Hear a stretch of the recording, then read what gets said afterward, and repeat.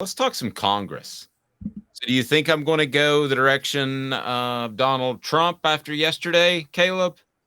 I seriously doubt it. I think we're going to be talking some other stuff. You can always doubt that. You and I could work together for 20 years. You'll never know where I stand on politics, and neither will any of the listeners. It's just something I decided a long time ago to never share. John Adams, who's been a friend for years, Jimmy Himes, whose last day is today as he retires, who's been a friend and a confidant for 23 years. They have no idea where I stand politically. I could be hard left, hard right. They have no idea, and that's the way we're going to keep it. But it's time for What the H? What the? What was he thinking? Release the hounds. The Dave Hooker Show. Keep cool. A presentation of OffTheHookSports.com. Congress getting involved with NIL. I initially just say why. Aren't there more important things going on in the world? But a lot like the steroid scandal in baseball. I mean, seriously. But I guess it's their job to police some things. It's their job to get reelected. So it's their job to be in the public eye. So for those that don't know, Caleb Calhoun also covers Congress, covers the political scene and all that good stuff. And he just knows it up and down. So let me start with you. What do you make of Congress looking into NIL? So I'm not because I cover it in and out, I don't get as cynical covering it as I get very cynical on some things, but I don't get mad of them taking up issues. A lot of times I'm like, thank God you're taking up something. Okay. That's refreshing. I didn't think you'd come at that. That direction. So for instance, a lot of people sometimes miss the context of things. So the steroid scandal, everybody was like, why are they worried about baseball and the steroid scandal? It wasn't the MLB that they weren't worried about MLB players cheating. They were worried that because of Balco, steroids was filtering down to high school kids, and there were literally high school kids that were dying because they were pressured to take steroids for baseball. That is something Congress should look into. And because that started with Major League Baseball, they were obviously going to subpoena the MLB players suspected of steroids to testify about steroids. That's where that all came from. In this instance, I think they're worried because there's not the reason Congress is getting involved is because every state has already passed different laws. And so there's not a uniform standard at all. And so you do need Congress at this point to step in to say, okay, if there's going to be a standard of paying players, it's got to be uniform, because then there's going to be massive competitive disadvantages. Forget competitive disadvantages, educational disadvantages. I think we all agree that as a society, one of the goals of society is to try to best educate your kids as possible. And so and Congress has to deal with that. And there are going to be, football is a revenue driver for a lot of colleges in this country for education. And so I think something you might worry about if your Congress is, if Tennessee has the most fair and loose NIL standards possible to pay anybody, and down in Louisiana, LSU is like super strict on it. Well, no, not LSU, because they're going to get talent anywhere, no matter what. Let's say Ohio State is super strict on NIL and not letting anybody in. Well, you're going to see a giant gap in which football program is more dominant in 20 years. So, but why does Congress care about that? Because you and I, this may be the first time that you and I vehemently disagree. Wait, let me finish. Oh, you can finish. You can finish, but I have a retort. Footballer gets really good at Tennessee. The academic programs at Tennessee get really good. And all of a sudden, the academic programs falter at Ohio State, and in-state kids trying to get in-state tuition at Ohio State, trying to go in-state to Ohio State. Kids from Ohio don't have the best academic option to go to school. Just saying, that's possible. I think they want a uniform standard of NIL. Reach. The Supreme Court already ruled on this. If the Supreme Court can rule on it, if states themselves can pass laws addressing this, which they have, why shouldn't Congress get involved? Okay, but specifically what I want to address is the fact that they want full disclosure of NIL. Okay, that's at the end of the day what they want. Whether or not they get it, we'll never know. I mean, they never did anything to those Major League Baseball players. Major League Baseball did. But that's what they want, full disclosure of NIL. Well, except Let me Clemens, get- who dared Congress to subpoena him because he was so stupid. True.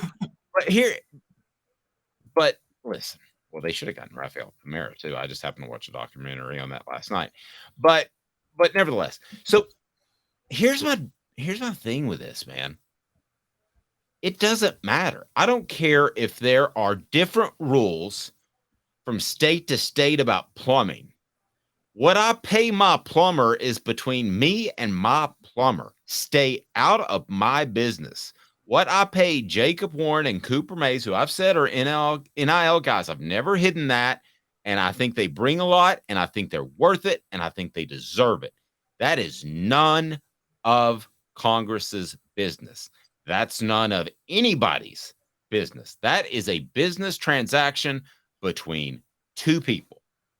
And I do not understand how in the world, other than them knowing what I paid them so that they have to claim it on their taxes and I claim it on my taxes as an expense, I don't understand why in the world Congress needs to be involved. And I'll tell you this too, just from a sports stance, let me take away the stance of the government being a little bit too intrusive in my mind.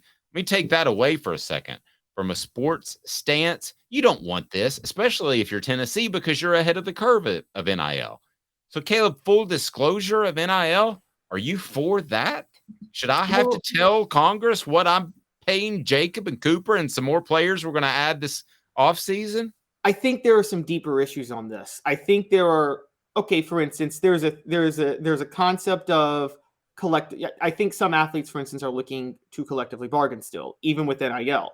We know Northwestern, didn't they win a lawsuit to be able to collectively bargain? And collective bargaining Congress does deal with. I mean, we're talking about this like they haven't dealt with this in other sports. There are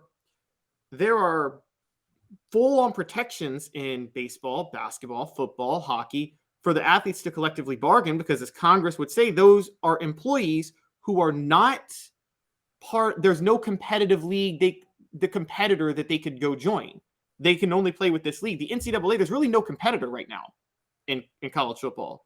And now you have the Wild West of NIL money just flowing everywhere. Now, you could say it's nobody's business, but again, what happens if, okay, Tennessee does NIL, but then Northwestern decides to collectively bargain? Well, we all agree Congress should get involved in collectively. That's one of the things they do.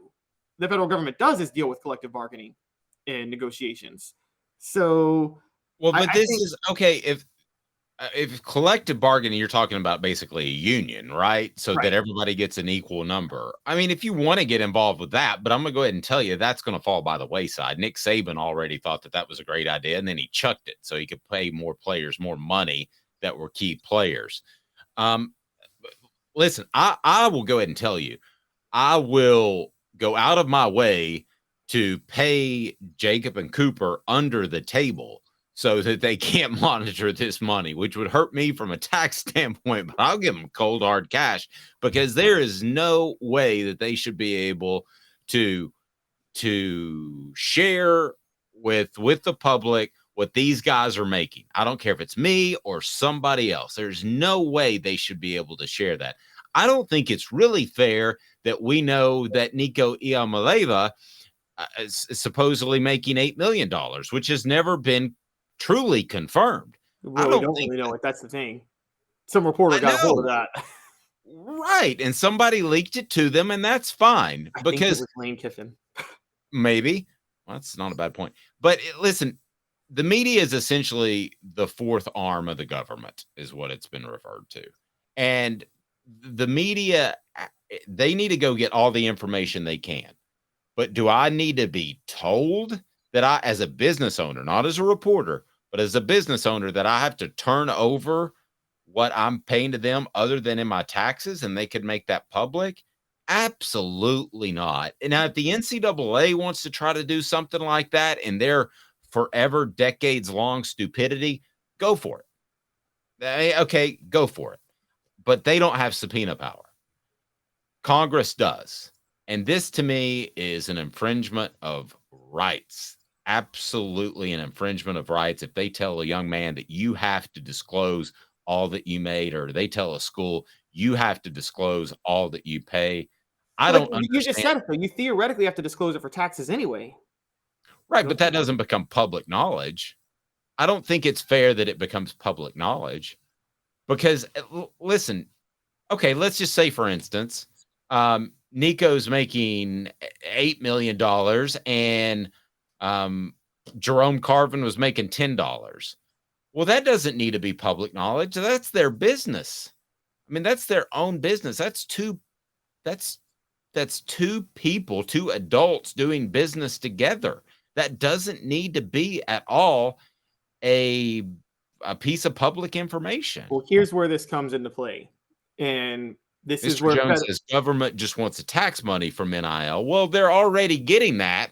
Yeah, they're already because getting I know, that. because I've worked with our guys about how to set that up. And I know that Tennessee has had a meeting, I think it was like 2 weeks ago, that how to pay your taxes on NIL. And listen, some of these guys are going to make mistakes and not pay their taxes. That's going to happen. But yeah, I mean, do they want another piece? I don't think it's about a piece. I'll tell you what it might be. Because look, there's corruption in Congress. We all know that. But we have to understand when and where and how it is. Most of the time, by the way, the corruption is not them lining their pockets. It's people who finance their campaigns wanting their pockets lined. It's their donors and lobbyists who want the pockets lined, not the members of Congress themselves. Members of Congress themselves are oftentimes just puppets for those people. So what I would say is that with this specifically, look, we all like federalism, and let's call it what it is. Senators are representing states that have football programs that they love and that their constituents love that have fallen behind due to NIL. That's what this is about. And there are more. I know. Yes. There are more states like that than there are like Tennessee, which is one of the states that has gotten out ahead of it. So I'm just saying, we love federalism. If more representatives in the House and more in the Senate happen to represent states that feel this way, the lucky thing, the most objective arbiter would have been any of Donald Trump or Joe Biden, however you feel about either of them. They may be the most objective arbiters of this because neither of them live in a state where college football matters. or Trump does now. Trump lives in Florida. But at the time he lived in New York, he represented New York as president. Biden represents Delaware. There's no college football that matters in either state unless you think Syracuse is relevant. So, I mean, that's the funny thing about this. Now, when it was Bill Clinton, I think he probably would have felt a certain way representing Arkansas, wanting Arkansas to be good. There's a lot of passion in Arkansas. But I think that a lot of senators are representing states whose constituents are mad. I'm looking at Florida. This came out from a congressman in Florida as first one to draft this bill. Thank you. I knew we'd get there. I'm glad we did. It came out of Florida because Jaden Rashada was promised $13 million, showed up on campus, didn't get his earnest money, but was willing to show up on campus, and then there's no money there, and they just backed out of it because of a legal loophole. And to me, for somebody to do this in grandstand just to get us talking about it and to maybe get on Sports Center, and this is more exciting than talking about flood zone recommendations. Okay. So people are going to talk about it. People don't go, oh my gosh, that Nebraska flood zone area, we've got to do something about that. Nobody gets fired up about that, but they get fired up about college football. Yeah, I think it came out of Florida because you now have Miami, who seems to have put their stuff together, and they're in the Final Four from paying a bunch of players, which is legal. And Florida still looks like a monkey just messing around. They don't know what they're doing. Yeah, I think Florida State's falling behind too. Yeah, Florida State's falling behind. So too bad for you. I mean, and to get help from Congress disgusts me. To have to share any numbers when these guys and have let's put this out here real quick because people are trying to see this. Guys, there's nothing partisan about this specific debate because it's members of both parties. It's not about the party you're in. It's about the state you represent at this point. Florida's a red state. Tennessee's a red state. They are miles apart in how they feel about this issue. So it has nothing to do with party lines, this specific topic. It has to do with who represents the states whose schools have gotten behind on NIL. Yeah. Just listen, just stay out of my business. They not you, Caleb, but Congress. Just stay. You're a very big part of my business. I don't want you to stay out, but Congress, just stay out of my business, man. I mean, just diehard fans with power. I wish I'd have thought of that line. I would have written that line on our message board. Well, they should be in your business if you're out here doing things like Silicon Valley Bank and, threatening the whole financial security of the country because you're making reckless investments. But I don't think you're doing that, Dave. I'm not. I think my investments have been very, very sound. I think we all wish Congress was in Bernie Madoff's business. They probably should have been in Bernie Madoff's business before they were. Well, they had the opportunity. They were given all the facts, and they didn't check any of them. Like way back in 2005, I got into that documentary too. They basically gave them all, and he said, "Yeah, check me out. I don't care." Gave them all the numbers, and they didn't check anything out because they can't do numbers themselves. So exactly, there were a bunch of politicians who happened to get jobs with was the SEC, I guess, not the football conference. Well, you got to remember, people who craft the laws in Congress, they're not the politicians themselves. Those politicians have a team of staffers that are making $30,000 a year, that are the most boring people that sit in a room till 3 a.m. eating cold pizza trying to figure this stuff out. It's not them. They're just the ones who go to the floor to make their point. It is pretty amazing the support that they get. I will tell you this. When I went to visit Heath Schuler in his office, my son immediately spilled a Diet Dr. Pepper in his office. And do you remember the scene from The Fifth Element in which he drops a glass and like all kinds of robots come out and clean it up real quick? Do you remember that scene by chance? I didn't watch. That's exactly what his staffers were like. There were like 3 staffers, and the support is unbelievable. And it's like one had the napkin, one had the spray stuff, one had another Diet Dr. Pepper for my son. But yeah, you're right. I mean, I think that's why Heath, just random compliment to Heath Schuler. That's why Heath got out of it, because both sides, he was moderate. He voted on what he believed, and he didn't care if he made friends on the left or right. And both sides tried to pull him to either side to make like a real serious run at a bigger position. And he said, no, I just want to vote for what I believe in. And good for him. And he finally got out of it. But you look at Heath, former athlete in Washington, good looking guy.